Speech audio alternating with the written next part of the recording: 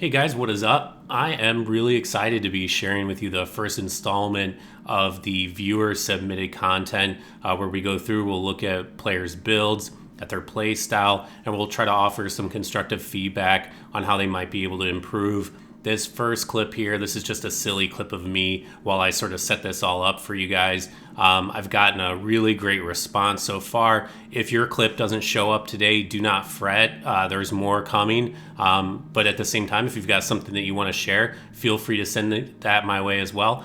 The clips you'll see today, not this one from me, but the ones from other viewers, those are perfect format, perfect length. I just ask, don't send me things like montages. Don't send me things that show you at your best. Send me things that show you at your typical, your average invasion. It can be a win, it can be a loss, it doesn't matter. Just something that we can all try to learn from. But with that said, guys, let's get right into it. So our first submission today comes courtesy of a fellow content creator, halozilla-ex. I'll have a link to his channel down in the description below. But this is his soul level. Gosh, I don't even know what soul level this is. That's so embarrassing. Let's see, where do we find this? Soul level 25, his soul level 25 build. Now I was looking at the stats earlier. This is a really good low level build. He's using the Firelink Greatsword, which is a really good low level weapon. Anything with split damage tends to do pretty well at low level. Pretty standard setup. One thing I noticed, his strength obviously is a little high, but that's to accommodate swinging the Greatsword one-handed, and his vigor ends up suffering just a little bit because of it. Otherwise, pretty bog standard ring setup. Dagger for criticals, cestus, and he's got the 4-prong plow, presumably for chase downs, though I don't think we actually see that in the video. I really like this build, with one exception, and we're going to see that coming up here in just a minute. I, again, really do like this weapon here, but we're going to see why I think he should be carrying another weapon with him as well. So I also like the two-handed greatsword here. His opponent is not really respecting his hyper armor. He's trying to contest, and in any situation like that, swinging it two-handed is a good idea. One-handed I would usually reserve for people that are wise to the ways of hyper armor and are trying to like space you out. But watch what happens right here. The Phantom there is bleeding out, presumably because of the, I forget what they are, the maggot monsters down here. They're just up ahead. But this Phantom's bleeding out. He's not treating the bleeding, but unfortunately, because he just got hit by a fire weapon, that essentially treated, right there, you just saw the maggots pop off of him. That got treated by the weapon. So anything that hits them with fire of any kind is going to end up curing them of that bleed. And that bleed actually can really do a shit ton of damage at these levels, especially if people have like what I would call a typical PvE build where they have not crafted it around vigor. And it will continue to bleed if not treated, and most people will bleed out 2 and sometimes 3 times before the effect finally wears off, and so it can cost them easily half their Estus at this level, especially if it's a Phantom, because their Estus has already been halved, obviously. And so now, obviously, Halo's got a bit of a problem here. He's getting run down by 3 different players. This would be a situation where I would think about maybe going one-handed with the Greatsword. I think, it's kind of a judgment call. The two-handed mode definitely helps if you're getting hit by multiple people with, like straight swords and the like. I probably wouldn't have gone for the parries there, just because he probably wouldn't have put the host away anyway with a critical attack. And then the result would have been everybody would be wise to the parries and would be a lot more careful. I typically like to wait to break them out, but again, that's as much a personal preference as anything else. That backstab, I've had that happen to me like one other time. The timing, that's like a DS1 style backstab. The timing has to be perfect. And unfortunately, the latency here seems to be picking up a little bit. But you can see, again, people are starting to bleed out here, but they're going to get cured of the poison again. I'm sorry, not the poison, but the bleed effect. When Halo hits him with his greatsword. So one weapon that I really like to use here is the Morning Star, because you can take the Morning Star and put Carthus Rouge on it, which is already a pretty good weapon, and you get Perseverance. and it's really awesome. But then you put Carthus Rouge on there, and if people are already getting bled out, the synergy works really, really well, and it's a very powerful combination. But I think otherwise, I think Halo's doing a really good job. I mean, when you're getting run down by 3 different people, that can be very difficult to manage. And the range on the butcher's knife or whatever that thing's called, God, I'm so bad at knowing the names of things in this game, but the range on that thing always surprises me. Like, it's always more than I think it's going to be, and it looks like Halo's been caught off guard in the same way a few times. It looks like the blue there is actually using the Drake Blood Sword, which again is a split damage, really good twink low-level weapon. So this blue has some idea of what he's doing. You know, most blues end up getting summoned in, and they're just regular players making new builds. But this may actually be a dedicated twink with that weapon. It's another really good low-level choice if you don't want to be like another Dark Hand DSA player. Great play, man. Thanks for sharing this clip. Nice job. For the next couple clips, is a bit weird for me, I gotta say, because when I started this channel, I had kind of like my YouTube heroes in the form of Saint Riot, in the form of Nif, and in the form of Schwa Akari. And Schwa actually sent me some clips for me to feature on the channel. And so it definitely feels really weird to me to be talking about one of her builds and trying to talk about it in a critical fashion, but here we go. First, Schwa already knows how I feel about this. This is one of her soul level 90 builds. It is definitely vigor starved. 29 isn't a crazy low amount, but it is definitely lower than I would feel comfortable going. But at the same time, I think this build is trying to do a lot, as you'll see in the upcoming clips. And unfortunately, when you're trying to do that, you're going to have to make some sacrifices in a few different areas. Obviously, vitality is low, vigor is low. Interestingly, endurance is not that low. Endurance is higher than I probably would go. But again, this is as much a personal preference as anything. I think 29 and Int and Faith is a pretty good approach. I think the weapons are a really interesting mix, and the whole offhand idea that she has with this build, the combination of the scythe and the demon scar, I think is a really interesting choice. And I'm actually a bigger fan of the Corvian scythe than maybe I was when she first made this build. I think it's a really great tool that can reward good spacing. I fought some players, high voltage in particular, who fought me with the scythe and just absolutely tore me apart. So it forces you to be on your game with spacing. I also like the synergy of the bleed of the scythe in addition to the bleed with like Dory's gnawing. I think it's good pressure, especially in an invasion, especially against players that aren't accustomed to dealing with that. Now, one thing I've noticed, I don't think Schwa is quite as aggressive as maybe I would be in trying to finish people off. Like right here, I would probably be already sprinting after this player to go and keep them from healing. But again, that too is as much a matter of personal preference as anything. And like right here, I probably would have gone and tried to backstab the blue. If it's a solo host that's AFK, I wouldn't do that. But as soon as it becomes a multi-person affair, then I would absolutely do something like that. But you know, what can I say? It's all about personal preference. It's not so much what's right and wrong. I think Black Serpent's really good for crowd control. I think that's a really good spell to use.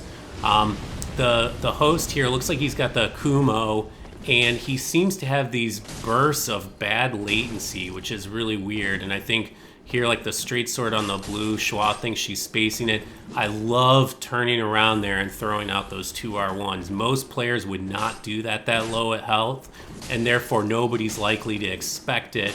And it's a great way to get people off of your back and force them to back off. Unfortunately, both these players are being pretty aggressive, and now we've got another blue on the way. Schwa, I think, wisely decides to retreat a little bit and try to make some space. The blues, being blues, come charging madly after her. I love that throw of that Undead Hunter Charm. That was so brilliantly placed. The read that she got, and actually she's the one that taught me how to use Undead Hunter Charms. I was using them improperly, and I thought they were garbage until she taught me how to use them properly. She reads the parry. Obviously, this guy's a bit of a parry spammer, which is always going to make you a little concerned. And you can see here the latency is just weird. I mean, I think some of that's like hitbox prawn for the weapon, but I think most of that was just pure latency. We're going to see a big latency problem here in just a moment. You know, blues are a lot more capable these days. There was some weird latency spike there. I'm not really sure what happened. There's not much you can do about that. I think Schwab played that about as well as she possibly could have. The only other suggestion that I would make was to retreat to the PvE further back once it became clear it was going to be a 3v1. One other thing that I might think about doing if I were Schwab is using the Demon Scar two-handed more often, especially in a situation where your opponent's at low health. You can really pressure somebody with that. And funny enough, this other player here has got the offhand Demon Scar as well, which is pretty funny. And also is a member of the low vigor club, although ridiculously low. That's like 10 vigor. Have no idea what people are thinking when they do that. And there, the host rebuffed his sword for whatever reason. I'm not really sure why. And I like that Schwa uses the dual charms. I like to use those too. I think they're really good. People sometimes get really tilted when I use those, but I usually am able to use that to my advantage. Especially, you know, people have invested a lot of their points in faith for a buff. You just rob them of like a third of their build. I think that's really smart. Here's another situation. I would have pressured there a lot more with the host at low health, but I think Schwa likes to play with her food a little bit, and she wants to extend the invasion, and I don't think there's anything wrong with that. I think it's just a different way of playing. And in fact, I think the way of blue in some ways has been one of the worst things to happen to the PvP in this game, because in many situations, if I have a solo host, I might want to slow things down, try to teach them something, drop them some seek browse, whatever. But I've just been burned doing that too many times by the police showing up, and especially now that you get 2 blues so frequently, and then you get 2 more, it seems like almost immediately after they die, and another great Undead Hunter Charm throw. I mean, wow. It was really nicely done. But it's forced me maybe to be more aggressive against these lone hosts like this. That bleed, though, I think that's really a great strategy. I like the synergy. Good chase down, good pressure at the end. Nice job, Schwa. Very well done. I know a lot of Schwa's tools aren't chosen for their max efficiency. You're never going to see Schwa rolling around Lothric with a dark straight sword and an offhand parry shield. So these builds, she definitely makes her own, and I think she does a really nice job with that. So for the last clip, this is Germ000. Thanks so much for sending this in. This is Germ's build. He's got a soul level 125 meta build. I think this build is pretty good as it is. The only thing I noticed is that the faith is a little high at 35. I don't know if maybe, Germ, if you sometimes equip miracles that need the extra faith. I wasn't quite sure what you were doing there, but from a melee perspective, the soft cap is 30-30. If you were just kind of dumping stats there, you might look at dumping it in dexterity. You might also look at lowering your strength. I'm not sure why that is quite as high as it is, though I'm not a build master, so there may be something I'm missing here. You might try dumping that into vitality. You already have a pretty tanky build, but you could make it even tankier. 125 gives you obviously a lot of options. You're not exactly starved for stats, but I like the weapons as well, although we'll have to talk about how you actually use them here upcoming in the clip itself. So right away we can see he's got the Dark Claymore and the offhand hand axe. I like that combo. One thing that jumps out at me here is you've got the cat ring equipped, even though there's really nowhere to use it in the immediate vicinity. I would give some consideration to hard swapping. I don't know how good you are at ring swapping. I am not good at all, but it's something I've been forcing myself to get better at.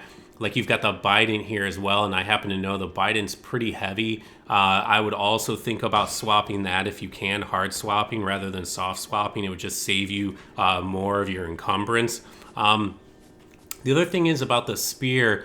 The spear is really awesome in the right circumstances, but here you've got like a 3 or a 4v1. And I really don't think a spear is the right choice in that situation. Now, you might be thinking you can kind of keep them at bay with it, sort of play defensively, which a lot of times I would agree with. But again, in a 4v1, like, that just becomes a pretty tall order. And if you start to get surrounded, there's not a lot that you can do. And I see you swap back to the Claymore. I think it's smart. Might try one-handing it just because you get that wide sweeping attack. Now you do have to worry about your opponent's hyper armor. That's always a consideration. That might be a reason that you want to keep it two-handed. I noticed that person, I think they have, I don't know if it's the Dragon Slayer Great Axe that they did the jumping attack with a moment ago. If you are into roll backstabs, that is one of the easiest attacks in the world to backstab any kind of jumping attack if you unlock as you roll. And that's actually one thing that you can start doing if you want to start roll backstabbing and you aren't already, is just start unlocking during your rolls. Like as soon as you press the roll button, just unlock. And that was a really nice spacing job there. Another thing that you might work on right there, you were panic rolling a little bit, and I understand it. Like, believe me, I do it too. When there's a lot of players pursuing you, it can be a lot to take in. But I thought you had enough of a space between you and them that you kind of could have kept an eye on them and you didn't actually have to roll. Especially when you play against better gankers and they know how to roll catch. Panic rolling like that can really be the beginning of the end. So just something that I think all of us do against large groups. You'll roll like that. And sometimes it's a necessity, but anything that you can do to kind of cut back on that a little bit, I think you'll find will help you out. So one thing that you might think of instead of the Biden is actually keeping like the greatsword and then like a dagger, a straight sword, and right there you missed a golden opportunity to backstab the Sunbro who was healing up there. He had his back to you and everything. You could have run right up and backstabbed him. And I think those sorts of opportunities become more apparent if you start fishing. That's always an option. I definitely don't think it's a requirement, but just something to keep in mind. It's another way that you can kind of expand what you're able to do in the game, and you'll look for more opportunities to get critical attacks. Plus, a lot of PvEers aren't very good at managing people that are fishing them. They don't know how to deal with it. Even though most PvEers today know how to deal with somebody trying to parry them, they may not know how to deal with you going for backstabs. So it's just another thought of something you could add to your game. These guys do not appear to be standard gankers, and I know you alluded to this in your email to me. They look like they are just trying to get the level complete, so they're probably all mic'd up. They were sort of chasing you into the level, and then they probably said, okay, this is stupid. Why are we chasing this guy? We don't even need to go this way.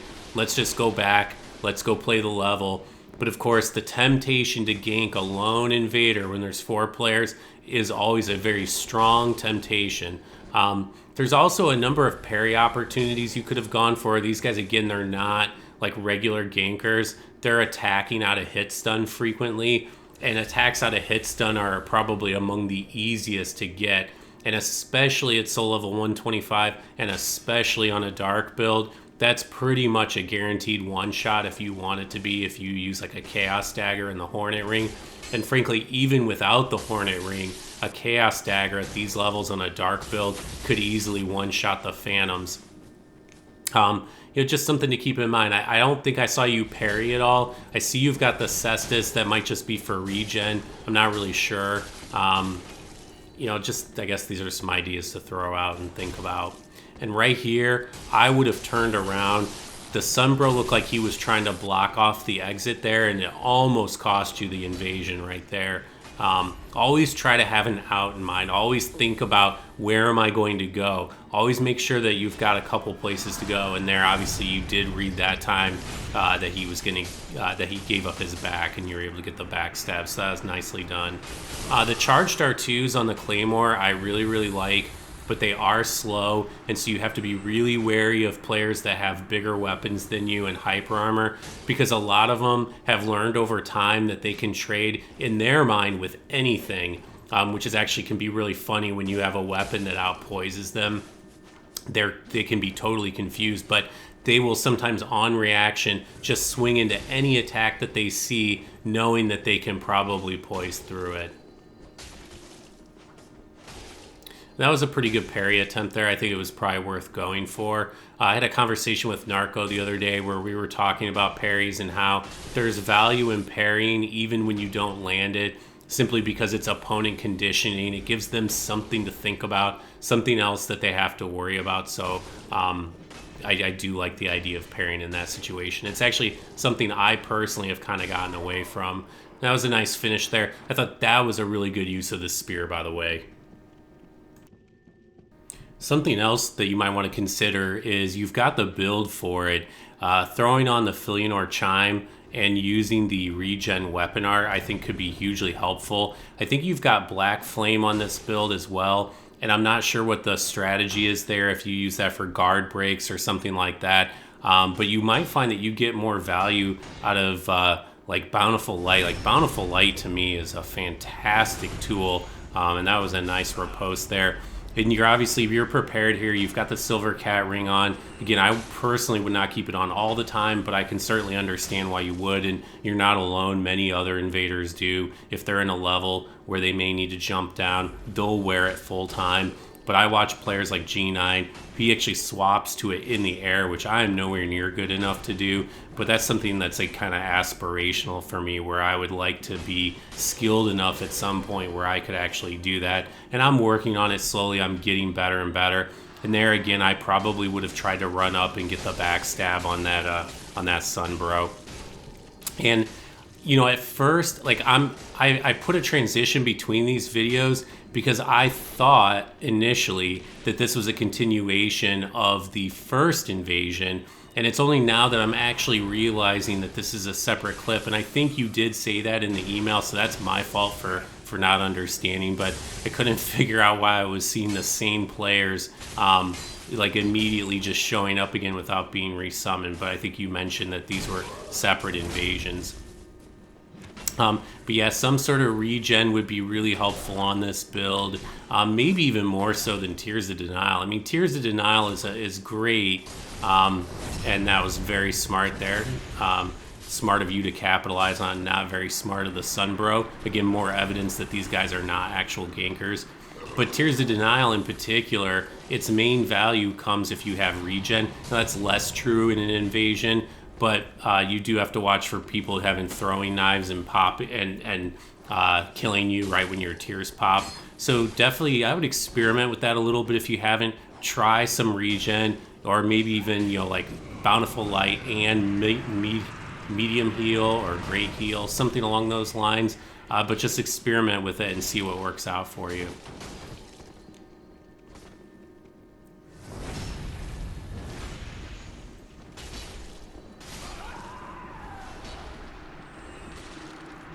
Nice backstab there. That was very nice.